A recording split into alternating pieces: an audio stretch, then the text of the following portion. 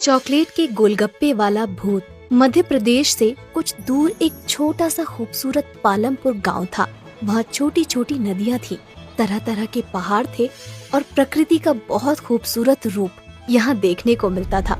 लेकिन इन सब के बावजूद पालमपुर की सबसे मजेदार चीज वहाँ हर साल लगने वाला बसंत का मेला था। कहते हैं कि पालमपुर में लगने वाला मेला इतना बड़ा होता था कि कोई भी उसे एक दिन में पूरा नहीं घूम सकता था।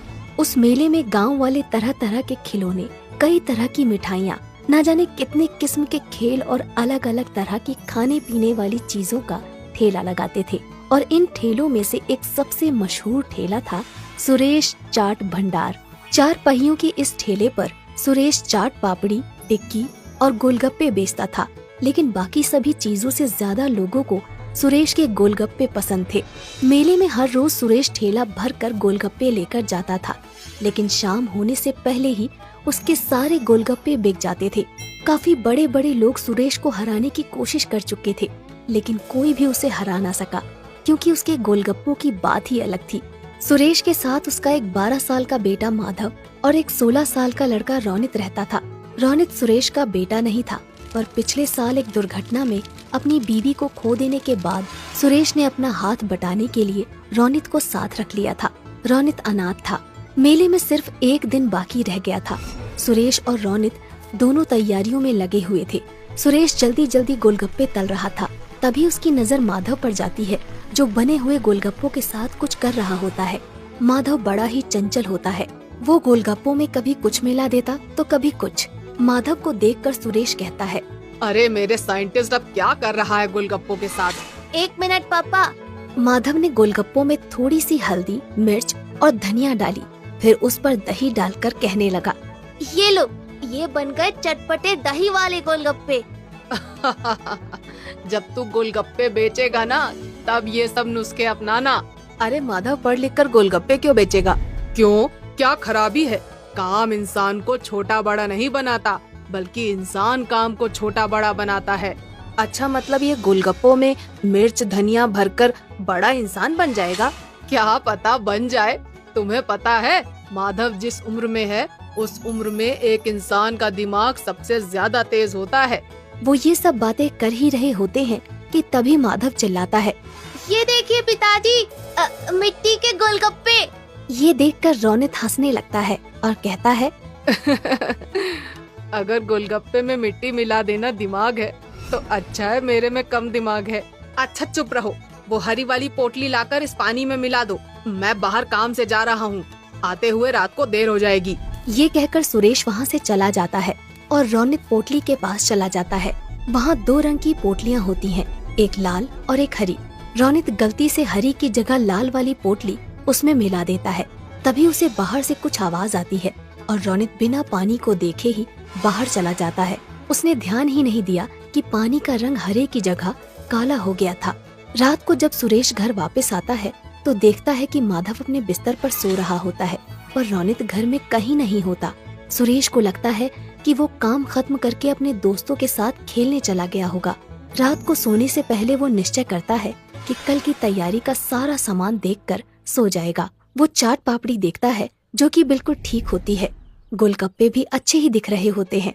फिर वो पानी के ड्रम से ढक्कन हटाता है और देखता है कि पानी भी देखने में बिल्कुल ठीक लग रहा है। उसका रंग भी आम तौर की तरह हरा ही है। सुरेश चैन की सांस लेता है और सो जाता है। अगले दिन सुबह सुबह सुरेश मेले में अपना ठेला लेकर पहुंच जाता है। सुरेश काफी थका हुआ था, क्योंकि रोनित अभी तक वापस नहीं आया था, इसलिए उसे अकेले ही सारा सामान ठेले पर लाद कर मेले में आना पड़ा। वो रोनित से गुस्सा भी था और उसे उसकी फिक्र भी हो रही थी। मेले में खड़ा सुरेश रोनित के बारे में सोच ही रहा था कि उसको एक आवाज आती है, भैया गोलगप्पे दो ना। जी देता हूँ।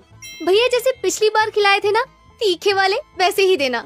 सुरेश ने उन्हें गोलगप्पे खिलाए। गोलगप्पे मुंह में रखते ही लड़की ने वापस बाहर निकाल दिया और कहा, ये क्या वाहियात गोलगप्पे हैं। सुरेश चौंक गया। लड़की ये कहकर वहाँ से चली गई और सुरेश ने एक गोलगप्पे में पानी भरकर अपने मुंह में रखा। उसने फौरन उसे बाहर निकाल दिया, क्योंकि गोलगप्पे का स्वाद सचमुच बहुत खराब था। जल्द ही ये खबर पूरे मेले में फैल गई और कोई भी सुरेश से गोलगप्पे लेने नहीं आया। शाम तक एक भी गोलगप्पा नहीं बिका। और परेशान होकर सुरेश वापस जाने लगा। वो अपना ठेला खींचता है और वापस जा रहा था कि उसने देखा कि मेले में एक नई दुकान लगी है जहाँ काफी भीड़ है। उसने पास जाकर देखा तो एक नई कंपनी गोलगप्पे बेच रही थी और लोगों की भीड़ वो गोलगप्पे खा रही थी। सुरेश इधर उधर नजर दौड़ा ही रहा था कि उसने देखा कि गोलगप्पे रौनित बेच रहा था। सुरेश समझ गया कि ये वही कंपनी है जो सुरेश को काम पर रखना चाहती थी, पर सुरेश के मना कर देने पर उन्होंने रौनित को पटाकर उसका काम खराब कर दिया। सुरेश कुछ नहीं बोला, उसने अपना ठेला लिया और चलने लगा। उसे इस बात का दुख नहीं था कि उसके गोलगप्पे नहीं बिके, पर इस बात का ज्यादा दुख था कि जिस रौनित को उसने अपने बच्चे की तरह पाला, उसने उसे धोखा दे दिया। यही सोचते सोचते वो घर पहुंच गया। उसे देखते ही माधव बहुत खुश हुआ और बोला, पापा आप इतनी जल्दी आ गए और सारे गोलगप्पे वापस क्यों ले आए? वो बेटा, पता है मुझे, आप इसलिए लाए ना ताकि मैं नए गोलगप्पे बना सकूं। सुरेश ने मुस्कुराकर कहा। हाँ हाँ बेटा, जाओ नए गोलगप्पे बनाओ। ये सुनकर माधव खुश हो गया और कुछ गोलगप्पे लेकर वहाँ से चला गया। सुरेश वहीं बैठकर सोचने लगा कि कैसे अपने गोलगप्पे बेचने का काम दोबारा से शुरू करे। वो ये सब सोच ही रहा होता है कि माधव अचानक उसके सामने आकर कहता है, पापा आ करो। अरे क्यों? आ करो ना।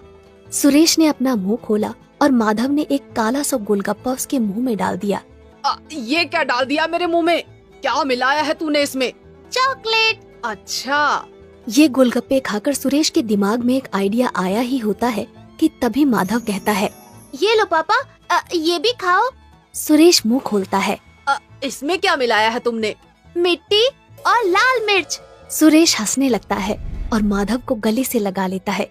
फिर सुरेश पूरी रात अपने कमरे में कुछ करता रहता है। अगले दिन मेले में रौनित के गोलगप्पे बिक रहे होते हैं। तभी एक आवाज आती है, ये क्या खा रहे हो? वहाँ चलो सुरेश के पास, कुछ नए किस्म के गोलगप्पे आए हैं। ये सुनते ही सब सुरेश के पास चले जाते हैं और देखते हैं कि उसके ठेले पर चॉकलेटी रंग के बेहद खूबसूरत और अलग से गोलगप्पे रखे हैं। सब वो गोलगप्पे खाते हैं और सुरेश की बहुत तारीफ करते हैं। तभी रौनित वहाँ आता है और कहता है, तुमने ये कब बनाए? मेरे जिस बच्चे का तुम मजाक उड़ाते थे उसी का आइडिया है ये। ये किसके गोलगप्पे हैं? चॉकलेट के। अच्छा, मैंने तुम पर बहुत भरोसा किया था रौनित, पर तुमने वो तोड़ दिया। रौनित कुछ कहने ही वाला होता है कि अचानक भीड़ से आवाज आती है, और गोलगप्पे दो भैया। अरे भैया और गोलगप्पे तो खिलाओ। अरे बिल्कुल बिल्कुल, अभी खिलाता हूँ मैं। ये कहकर सुरेश गोलगप्पे बेचने लग जाता है और दोबारा पालमपुर के बसंत के मेले का सबसे मशहूर गोलगप्पे वाला बन जाता है, चॉकलेट के गोलगप्पे वाला।